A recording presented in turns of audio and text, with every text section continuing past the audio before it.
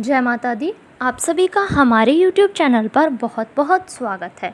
आज मैं आप सभी को दुर्गा अष्टमी पर सुनी जाने वाली कथा सुनाऊंगी। नवरात्रि के 8वें दिन माँ दुर्गा की 8वीं शक्ति महागौरी का पूजन किया जाता है। माँ के महागौरी नाम और स्वरूप को लेकर 3 पौराणिक कथाएं भी प्रचलित हैं। कथा के अनुसार देवी पार्वती रूप में महागौरी ने भगवान शिव को पति रूप में प्राप्त करने के लिए कठोर तपस्या की थी। एक बार भगवान भोलेनाथ द्वारा कहे गए किसी वचन से पार्वती जी का मन आहत होता है और पार्वती जी तपस्या में लीन हो जाती है। इस प्रकार वर्षों तक कठोर तपस्या करने पर जब पार्वती नहीं आती तो पार्वती को खोजते हुए भगवान शिव उनके पास पहुँचते हैं। वहां पहुंचकर वे पार्वती को देखकर आश्चर्यचकित रह जाते हैं। पार्वती जी का रंग अत्यंत ओजपूर्ण होता है। उनकी छटा चांदनी के समान श्वेत और कुंद के फूल के समान धवल दिखाई पड़ती है।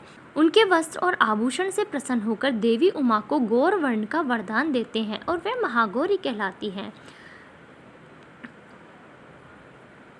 अब मैं आप सभी को बताती हूँ दुर्गाष्टमी पर पूजन की विधि। दुर्गा अष्टमी तिथि परम कल्याणकारी, पवित्र, सुख देने वाली और धर्म की वृद्धि करने वाली है। अष्टमी को माँ भगवती की पूजन करने से कष्ट दुख मिट जाते हैं और शत्रुओं पर विजय प्राप्त होती है। माँ की शास्त्रीय पद्धति से पूजा करने वाले रोगों से मुक्त होकर धन वैभव से संपन्न होते हैं। देवता, दानव, राक्षस, गंधर्व, नाग, यक्ष, किन्नर, मनुष्य आदि सभी अष्टमी और नवमी को ही पूजते हैं। कथाओं के अनुसार इस तिथि को माँ ने चंडमुंड राक्षसों का संहार किया था। महाअष्टमी के दिन माता महागौरी की पूजा की जाती है। महाअष्टमी के दिन स्नान के बाद माँ दुर्गा का षोडशोपचार पूजन करें। महाअष्टमी के दिन माँ गौरी के 9 रूपों की पूजा होती है, इसलिए इस दिन मिट्टी के 9 कलश रखे जाते हैं और देवी दुर्गा के 9 रूपों का ध्यान कर उनका आह्वान किया जाता है। अष्टमी के दिन कुल देवी की पूजा के साथ ही माँ काली, दक्षिण काली, भद्रकाली और महाकाली की भी आराधना की जाती है।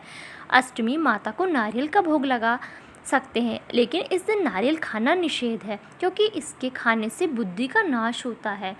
माता महागौरी अन्नपूर्णा का रूप है। इस दिन माता अन्नपूर्णा की भी पूजा होती है, इसलिए अष्टमी के दिन कन्या भोज और ब्राह्मणों को भोजन कराया जाता है।